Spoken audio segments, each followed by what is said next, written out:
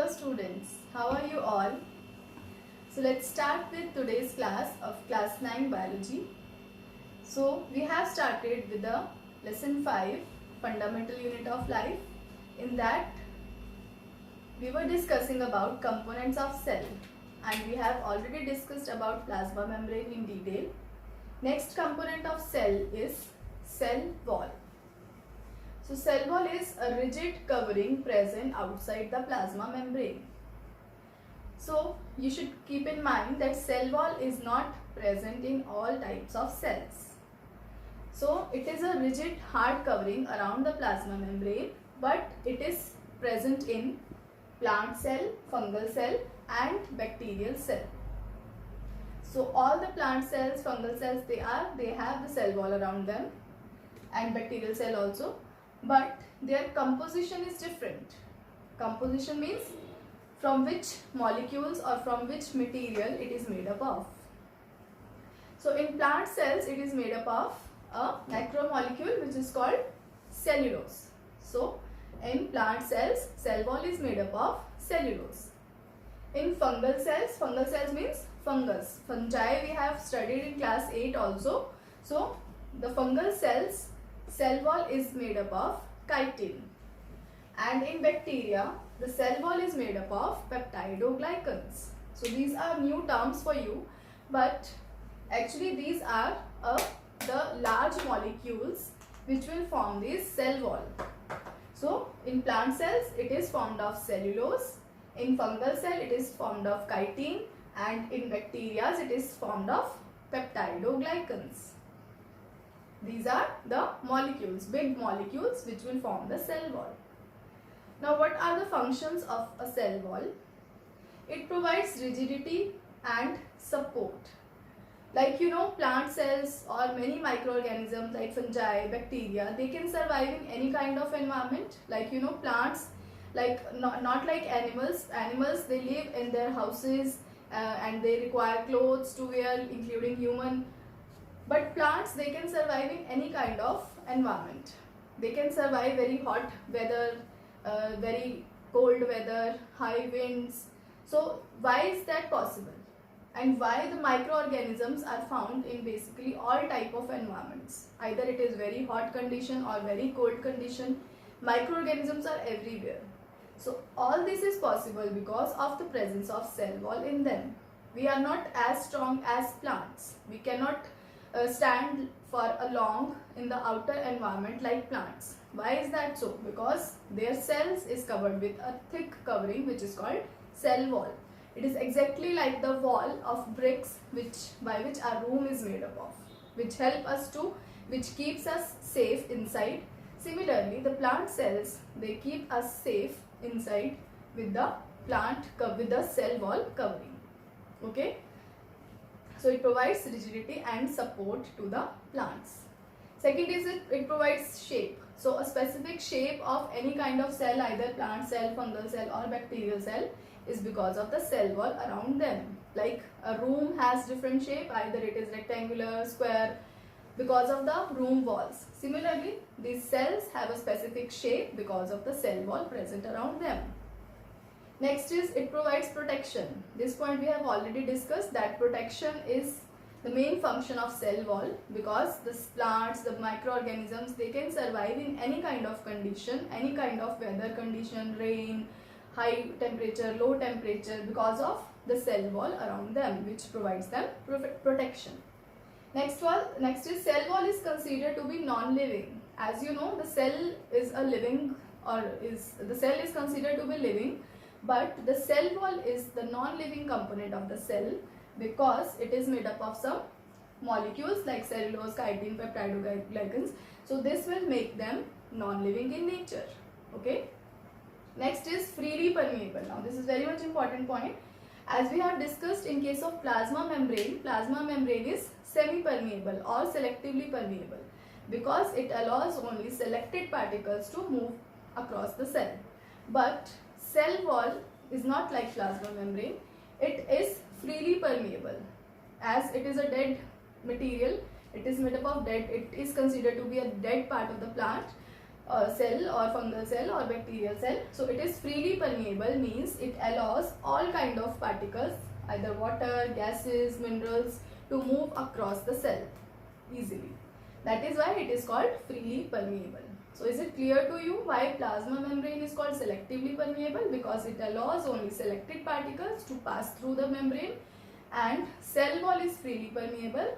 Whatever things are coming into the cell, coming into the plant cell, they will easily cross the cell wall, but they have to cross the cell membrane, but after the selection by the cell membrane. Okay. So next is, it prevents bursting of cell placed in mild hypotonic solution. It is very much important point, as we have discussed that the cell wall will allow the water, gases, minerals to pass through the cell. When the plant cell is placed in a hypotonic solution, then what will happen? The water molecules will start moving inside the cell, as we have discussed in the topic osmosis. So in hypotonic solution, the cell will start gaining water, due to which the cell will swell up.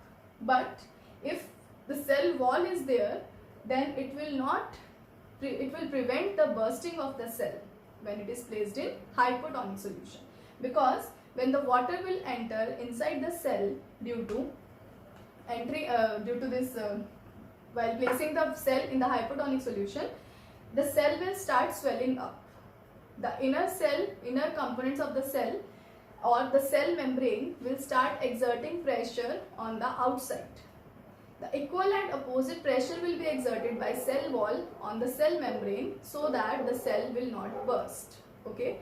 So if you will place an animal cell in hypotonic solution and a plant cell in hypotonic solution, there will be more chances of bursting of animal cell as compared to plant cell, because of the presence of cell wall in plant cell.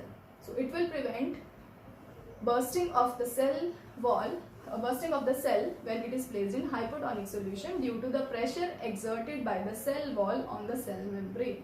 Is it clear? Means if this is a plant cell and this is a cell membrane inside, so this is a cell wall and this is a cell membrane. So when the cell will be placed in the hypotonic solution, this cell membrane will start swelling and will exerting pressure over the cell wall, but the equal pressure will be exerted by the cell wall over the cell membrane, which will prevent the cell from bursting. Okay, so this was the condition when the plant cell will place in hypotonic solution. Now what will happen when the plant cell will placed in hypertonic solution? So there is a term related to that. Let us first discuss the activity related with this, then you will be able to understand the condition of the plant cell placed in the hypertonic solution. Okay, so as we have discussed, what will be the role of cell wall when a cell is placed in a hypotonic solution? But if you will see, when the cell is placed in hypertonic solution, what will be the condition? So when the cell is placed, sorry, not the cell but the plant cell, we are basically talking about the plant cell because cell wall is present in plant cell. So when plant cell is placed, or the fungal cell, bacterial cell, as we have discussed, when it is placed in a hypertonic solution, normally what happens? Plant cell, normally when the cell is placed in hypertonic solution, the water will start moving out of the cell because of exosmosis. Similarly, when the plant cell will be placed in the hypertonic solution, it will be undergoing exosmosis. But you know that if we have shown here a normal plant cell where there is a cell wall and the cell membrane or plasma membrane at the inner to the cell wall, and all other are the components of the plant cell. In this condition, the cell is considered to be a turgid cell. Turgid means a stretched or a rigid cell.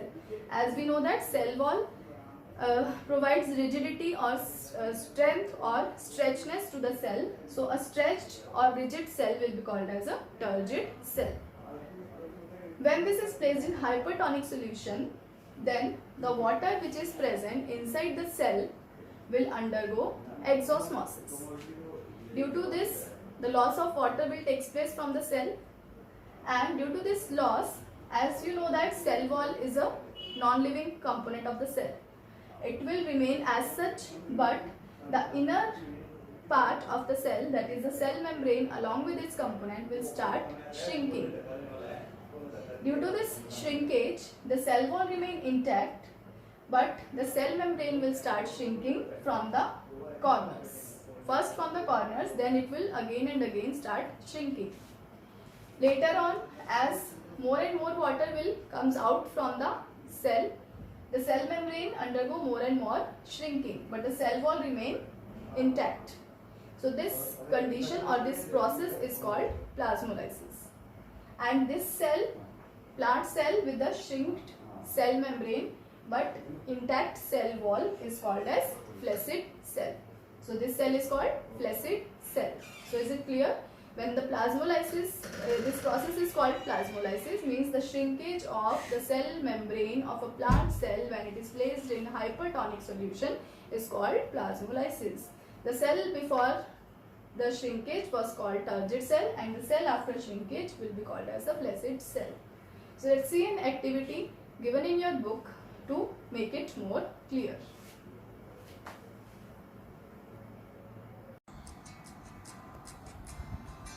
Plasmolysis is the process of shrinkage or contraction of the protoplasm of a plant cell as a result of loss of water from the cell through osmosis.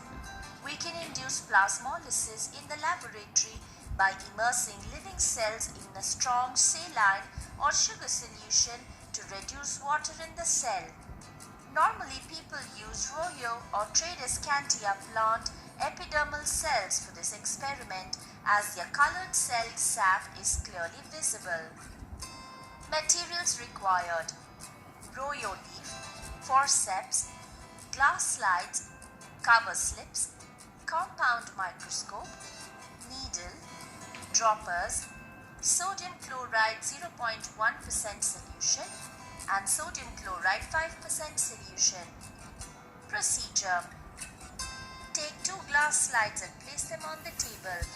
Take a Royo leaf from the petri dish. Fold the leaf and tear it along the lower side of the leaf. Using a forceps, pull out 2 small segments of thin transparent layer from the lower epidermis of the Royo leaf. Place the epidermal peels on both glass slides. Using a dropper, take some sodium chloride 0.1% solution from the beaker. Put 1 to 2 drops of solution on one slide. Using another dropper, take sodium chloride 5% solution from the beaker. Put 1 to 2 drops of solution on the next slide. Place a cover slip over the peel of both slides using a needle. Place the slides one by one under the compound microscope. Observe them under the microscope. Observation: after half an hour, we can observe that cells in sodium chloride 0.1% solution appear turgid, while cells in the sodium chloride 5% solution show plasmolysis. Conclusion: when plant cells are immersed in sodium chloride 5% solution or concentrated salt solution, water moves through the cell membrane into the surrounding medium because the water concentration inside the cell is greater than that which is outside the cell.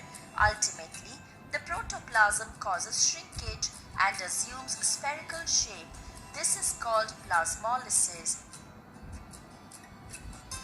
When a plant cell is immersed in sodium chloride 0.1% solution or dilute salt solution, the water moves into the cell because of the higher concentration of water outside the cell than inside the cell. The cell then swells and becomes turgid. Precautions: take the epidermal peel from the lower surface of the Royo leaf. Do not let the peel dry out.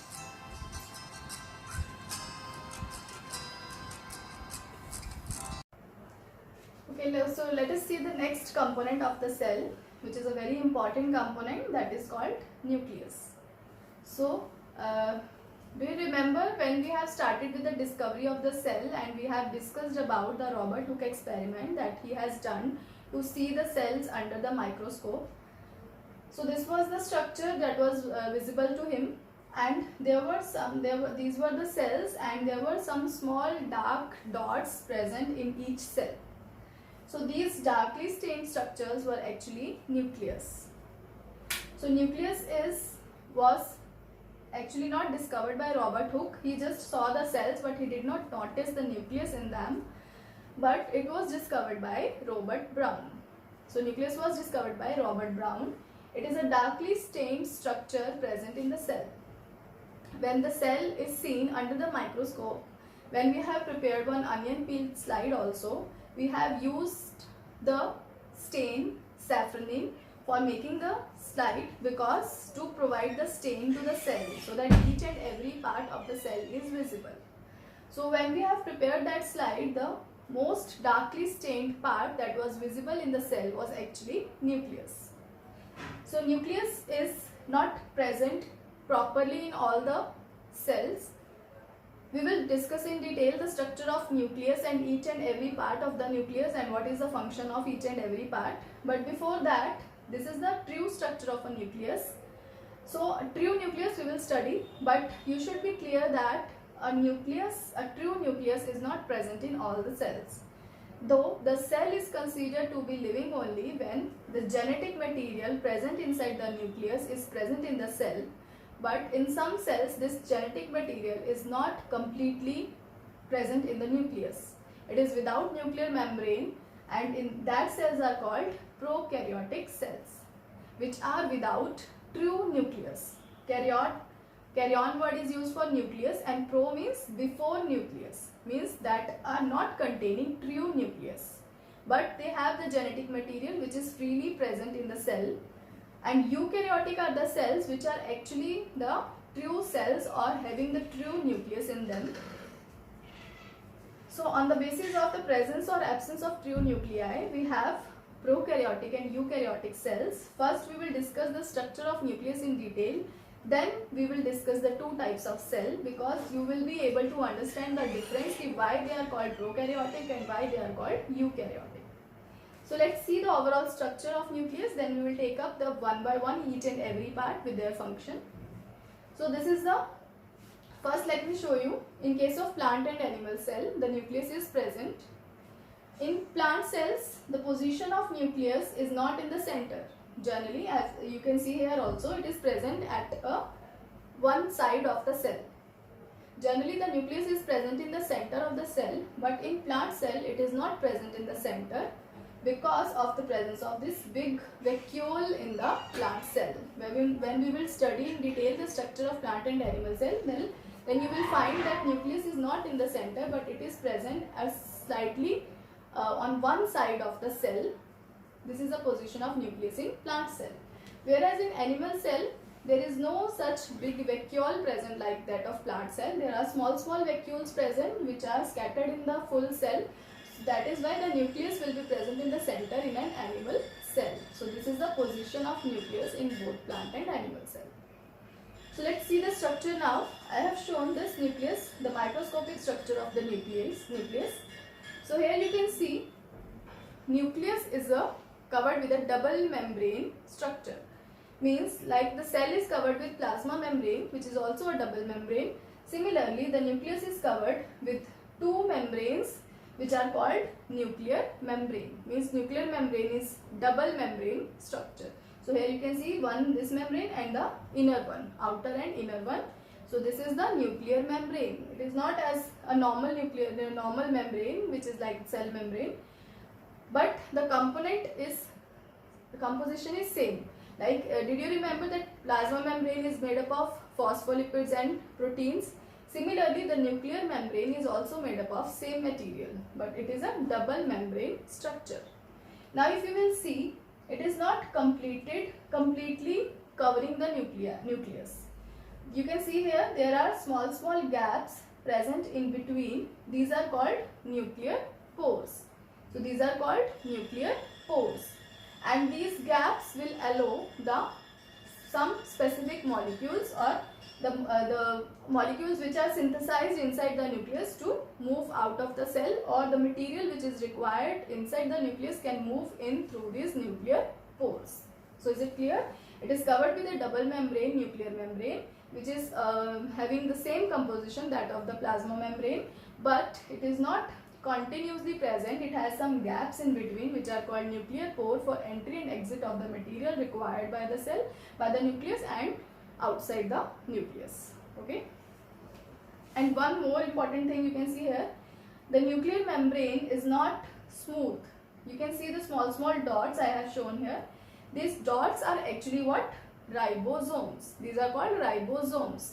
So now ribosome is also one of an important component of the cell. And what are these? What are their function? We will discuss later. But you should be clear that the ribosomes are attached over the surface of the nuclear membrane, which makes its appearance rough. So it is not smooth. It is covered with the attached with the ribosomes, which makes its structure rough. And somewhere I have shown you these structures. These are actually one more cell organelle, which is called endoplasmic reticulum. It is rough endoplasmic reticulum, which is in direct continuation with the nuclear membrane. And why is that so? When we will study the detailed structure of rough endoplasmic reticulum, then you will be able to understand. So this rough endoplasmic reticulum is indirectly linked with the nuclear membrane. Now inside the nuclear membrane, like a cell has enclosed a cytoplasm, which is a fluid substance, liquid substance.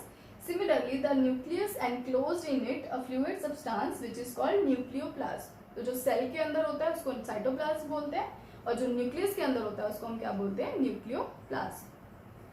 And inside this there is a darkly stained structure which is called nucleolus. This is called nucleolus. It has many other molecules, proteins, which makes it a darkly stained structure. Now these thread-like structures, can you see? There are so many thread-like structures.